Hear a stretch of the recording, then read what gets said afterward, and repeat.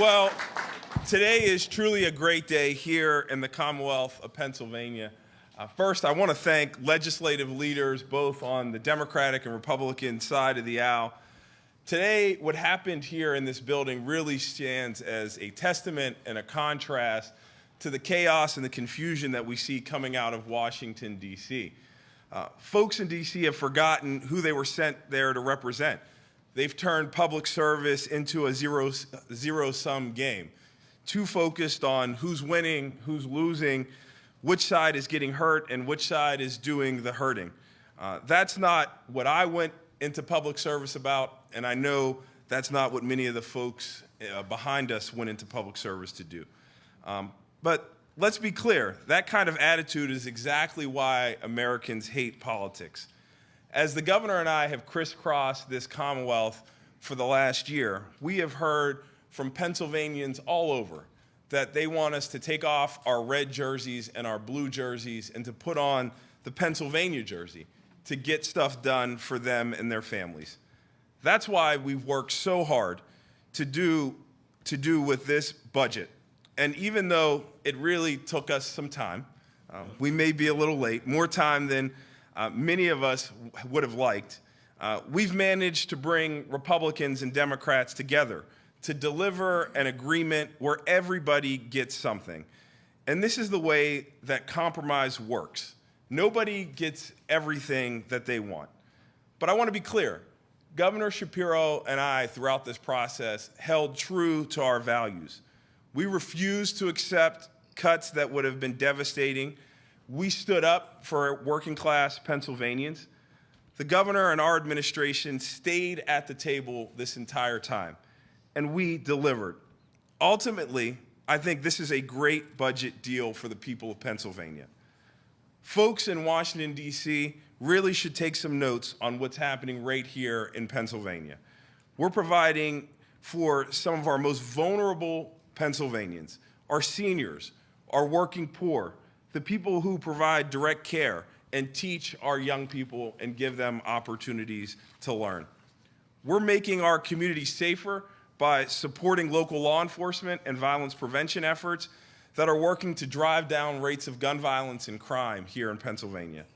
And we're continuing to invest in our kids' schools to create ladders of opportunity for every child in Pennsylvania, no matter what zip code they live in.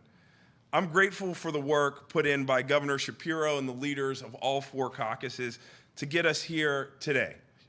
The road has been long, but the journey was worth it. It's my pleasure to introduce my friend and governing partner, Governor Josh Shapiro.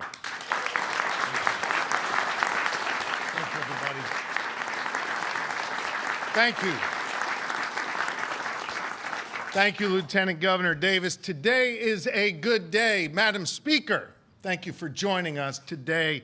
Leader Bradford, Leader Costa, Chairman Harris, Chairman Hughes, I want to thank you for your steadfast leadership. And I want to thank each and every member of the House and Senate who join us here today, who have fought every single day to get a great budget to my desk, a desk that is over here and we're about to sign in a few moments. I want to thank the members of my cabinet who join us today. Your commitment to excellence, your commitment to the people of Pennsylvania is unparalleled, and I'm so thankful to you. This day, of course, has been a long time coming. I proposed my budget 281 days ago, a budget that was laser focused on continuing the progress we made over the first 2 years of our administration, on fueling Pennsylvania's rise by investing in great schools and creating more opportunity for our children, by expanding our workforce and growing Pennsylvania's economy, by cutting taxes and reducing costs for Pennsylvanians who work so hard. I would have loved to have stood here in this room with all of you on June 30th.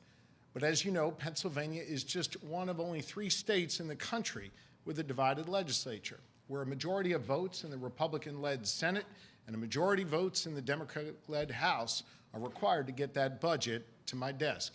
It requires all of us to compromise, to have tough conversations, and ultimately to find common ground. I worked hard all summer and all fall to get the leaders in the General Assembly to come together and hash out their differences. As the Lieutenant Governor said in his remarks, we stayed at the table. We refused to accept inaction. We rejected short-sighted attempts by some on the other side to cut healthcare services and slash critical initiatives. Because my top priority has been delivering a budget that makes a meaningful impact on the good people of Pennsylvania. And today, because all of us here held the line and stayed at the table and demanded a serious budget that meets the needs of Pennsylvanians, well, today I'm about to sign into law a budget that delivers for Pennsylvanians and builds on the great progress that we have made. Let me be clear, this is a balanced budget that cuts taxes, that makes critical investments, that protects 100% of Pennsylvania's rainy day fund, and still leaves us with $8 billion in reserves. Let me walk you through what this budget means for the people of Pennsylvania. This budget builds on the progress we've made to be able to deliver better schools and more opportunity for our kids, because I believe every single child deserves the freedom to chart their own course and the opportunity to succeed. And that opportunity starts in our Pennsylvania classrooms. Look at what we've done here together over just the past few years. It's working. As a result of the investments we've made, 778 schools in Pennsylvania have been able to expand mental health services and hire counselors because we made it a priority to protect students' mental health. We served 93 million free breakfasts to Pennsylvania students last year, 11 million more than the year before.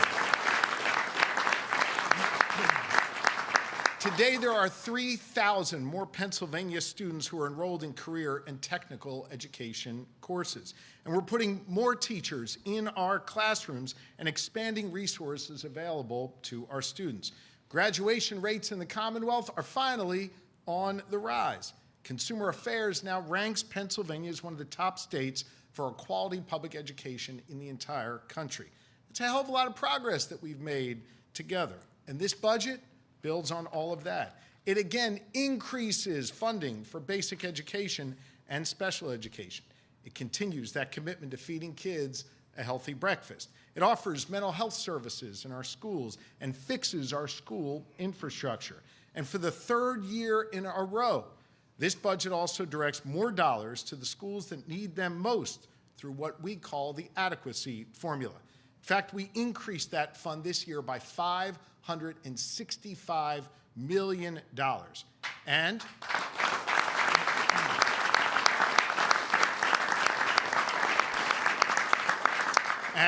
we finally reformed our cyber charter school system in Pennsylvania. Now listen, if a parent wants to send their child to a cyber school, that's fine. That's their prerogative. But we shouldn't be overfunding them at the expense of Pennsylvania's public schools. This historic reform that we all worked on together will save the Commonwealth $175 million that we can now plow back into our public schools. That's something that Harrisburg's been talking about for years. We got it done, Madam Speaker. At the same time, together, we are increasing funds for FIA grants so more Pennsylvania students can get financial aid and afford to go to college if that's the path they so choose. And for our youngest students, this budget invests in something known as structured literacy, which puts a renewed emphasis on teaching them to read well and training our teachers to teach them how to read effectively. It increases funding for pre-K and early intervention programs, allowing us to hire more pre-K teachers and supporting those kids who need just a little bit more help. This budget also builds on the great progress we've made on workforce development, starting by creating a new initiative to give at least $450 in recruitment or retention bonuses to child care workers all across the Commonwealth of Pennsylvania. You know, today,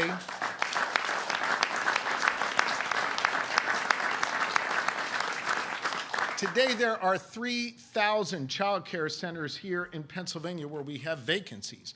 We're not just talking about that problem, we are doing something about it by getting more child care workers into our classrooms. I know the LG worked hard on this, and I appreciate his leadership.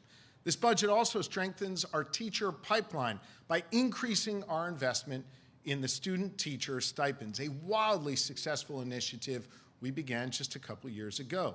As a result of last year's investment of $20 million, we were able to pay stipends to 2,000 student teachers, putting more teachers in the classrooms with our kids where they belong.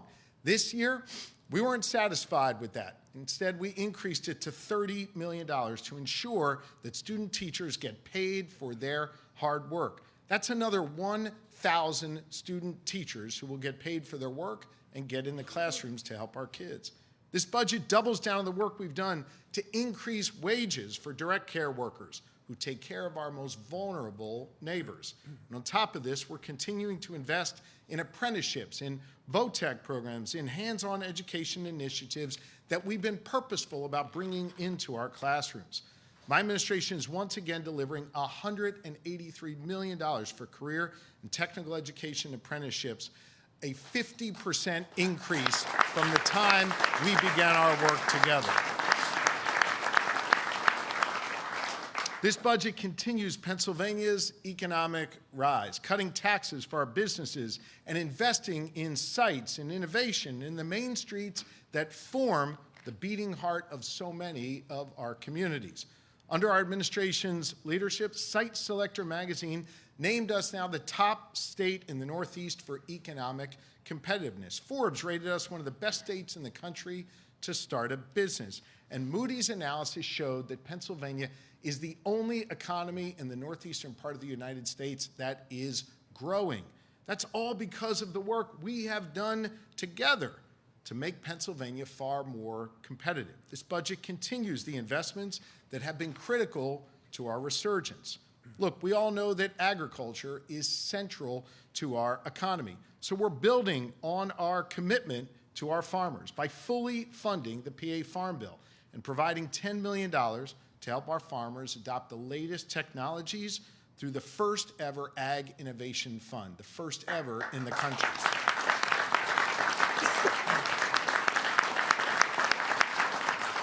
By fully funding the Pennsylvania Farm Bill and providing that money, we're looking out for our farmers. And listen, let's be real. At a time when the federal government is cutting funding for our farmers to feed people, we are strengthening the ties between our farmers and our food banks, providing $11 million more for food security and support for hungry Pennsylvanians. And when disaster strikes, we will be there because this budget ensures funding will continue to be available to respond to high-path avian influenza outbreaks and other emergencies that our farmers face. Tourism is also central to our economy. And next year, the eyes of the world are going to be on our Commonwealth as we celebrate 250 years of democracy in the place where it all began. We will celebrate together not only our democracy, but we'll celebrate the NFL draft, March Madness, the PGA Championship, the FIFA World Cup, MLB All-Star Game, and a whole lot more. Those events are going to be huge drivers of our economy and tourism and economic activity as millions of people will descend upon Pennsylvania. This budget invests $50 million to help make sure that we are prepared and safe next year as we welcome the world to the birthplace of democracy. And for those who aren't visiting, but those who make up the fabric of our communities, we're investing a whole lot more in our small businesses, in our main streets, and our historically disadvantaged businesses here in the Commonwealth of Pennsylvania. It continues our investment in site development, making another $175 million available to help companies create shovel-ready sites to build on and expand here in Pennsylvania. And it cuts taxes once again, lowering the corporate net income tax for the third consecutive year under our collective leadership. Back in 2022, when I kicked off my campaign for governor, our corporate net income tax was 9.99%. When I sign this budget, it will be reduced to 7.49%. We are cutting taxes for Pennsylvania businesses. And this budget continues the important work we've done to move at the speed of business, as Secretary Siger likes to say. We went from being one of the worst states in the country when it came to permitting. Now today we are a national model. We've done that with a money-back guarantee system for your permits if we don't issue them on time. And we've eliminated the backlog of all permits, which used to slow down the system. And my compliments especially to DEP for their hard work in that area. Now this budget builds on the success we've had. It expands DEP's speed program. It codifies part of our Pennsylvania Payback Initiative, and it creates a new public dashboard to be able to track your permits. This budget also delivers $16 million in new funding for more staffing at DEP so we can move even faster and at the same time protect Pennsylvanians' constitutional right to clean air and pure water.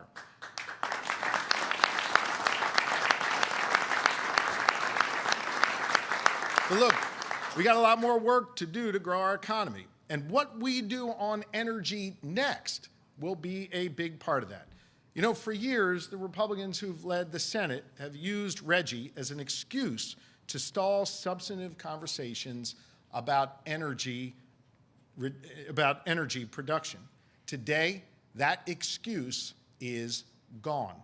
It is time now to look forward, and I'm looking forward to aggressively pushing for policies that create more jobs in the energy sector, bring more clean energy onto our grid, and reduce the cost of energy for all Pennsylvanians. It's time to get it done, and I know we can.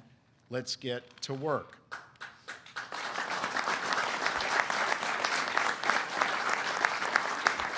Look, cutting costs on energy is just one part of our agenda to reduce the burdens on Pennsylvania's families. Let's be real. Federal policies are driving up people's costs here in Pennsylvania. In my first 2 years, working together, we have reduced costs and cut taxes for Pennsylvania's seniors, families, and businesses. Together, we delivered the largest targeted tax cut for seniors in nearly 2 decades, resulting in 522,000 seniors across Pennsylvania getting more than $319 million in tax cuts just last year. Together, we worked and tripled the child care and dependent care tax credit. And this year, we are cutting taxes again, helping working folks,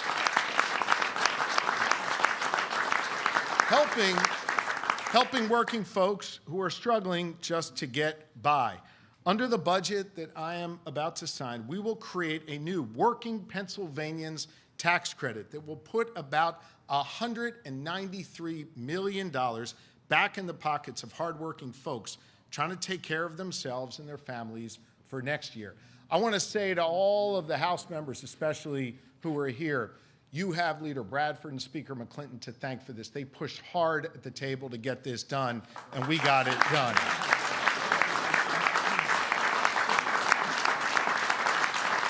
And listen, it was a collective effort, but here's the thing. Folks have been talking about this for years and years and years in this building, but we got it done. This tax credit that, again, goes to people who are working and struggling to get by. It complements an existing federal earned income tax credit. Let me break this down for you and explain how it works. If you're a single mom with 3 kids who makes about $60,000 a year, you could get up to $805 back in your state tax break next year. And 940,000 Pennsylvanians will now qualify for this new tax cut, putting money back in people's pockets, particularly people who are working and trying to get by. This is a big, big deal.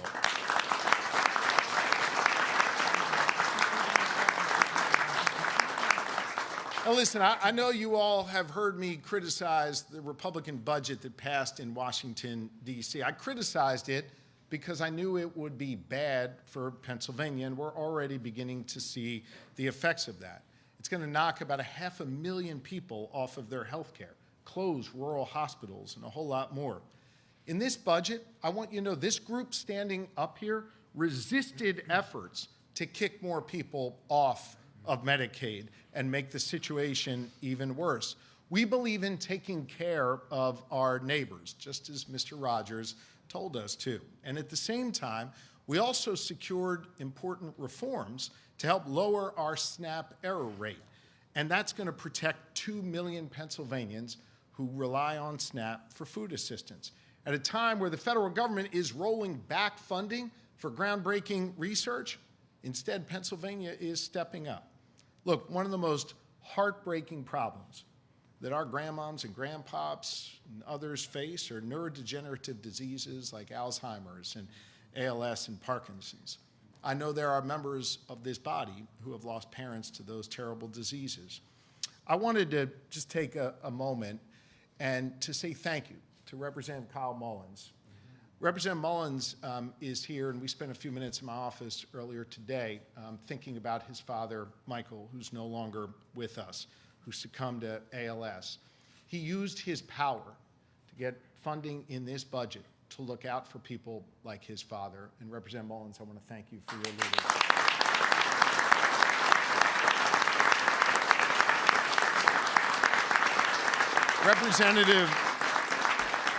Representative Mullins and Representative Cutler, who lost both of his parents to ALS, fought to make sure that this budget includes $5 million in research grants for research institutions studying these neurodegenerative diseases. Look, here's another way the federal government is hurting Pennsylvanians. They're walking away from vital disaster response funding. So how did we respond here in Pennsylvania, the Pennsylvania way? We brought Democrats and Republicans together to double our funding for emergency preparedness here in Pennsylvania. I know from my visits with some of you to Tioga and Bucks and Somerset and Berks counties and so many communities across this Commonwealth who have been hit by disaster, I know you understand how sorely needed that funding is. And I want to thank you for stepping up for our fellow Pennsylvanians.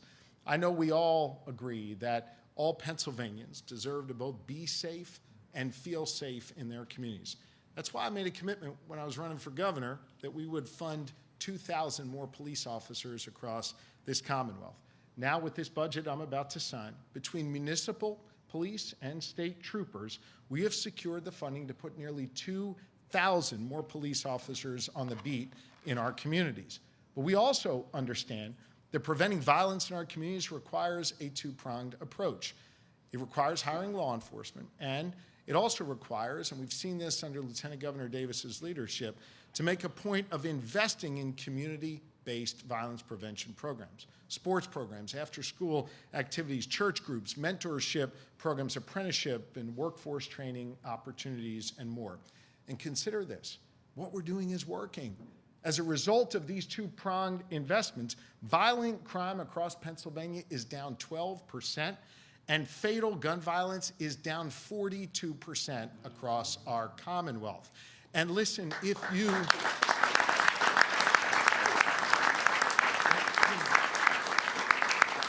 been a victim of crime, I know that even 1% worth of crime is too much. That's why we are not settling. We're going to keep working at this, and we're building on that progress by investing an additional 10% in violence prevention funding in this budget. Look, this budget includes a whole lot of priorities that are close to my heart, the Speaker's heart, and everyone's heart up here. From feeding our neighbors, to helping our kids chart their own course in life, to making sure we create opportunities for workers and students and business owners. But this budget also includes one item that is really personal for me, and that is a $7 million line item representing a $2 million increase in the much-needed funding that's been asked for so many years by the Harrisburg Bureau of Fire. Chief Enterline, who I spoke to just a little bit ago, and the firefighters of the Harrisburg Bureau of Fire, well, they were there for me and my family when we needed them most. Every single day, the firefighters across Pennsylvania, and they run toward danger to keep the people of this community safe from harm. I so respect them and appreciate them, and them together with their sisters and brothers in uniform, from those who walk the beat to those who bear the seal of the Pennsylvania National Guard. They are the best of us, and we fund their needs in this budget. They're all lifted up in this budget.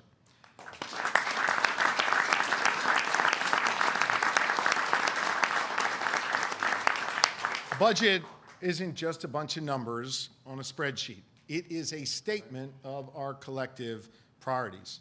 It's about investing in the needs of people now and investing in their futures. It's about finding ways to incorporate the needs of people from all different walks of life in our Commonwealth, rural, urban, and suburban communities alike. It's about finding a way in this divided government to compromise without compromising your values. We managed to do just that. I said at the outset of this process that I knew one thing to be absolutely certain in the final budget deal, that to pass a budget, everyone was going to have to give a little and understand the perspectives of others a little bit better. We did that here. And as a result of our collective work, the good people of Pennsylvania are better off. So once again, we showed here in the Commonwealth of Pennsylvania that we know how to get stuff done. Thank you all very, very much.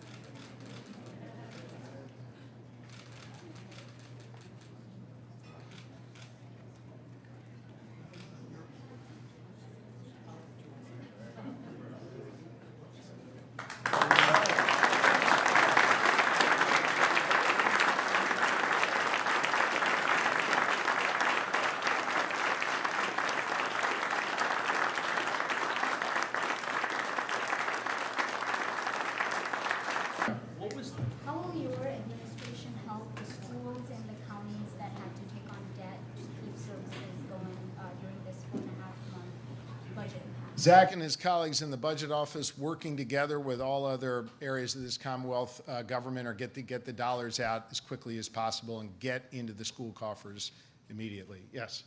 Dennis?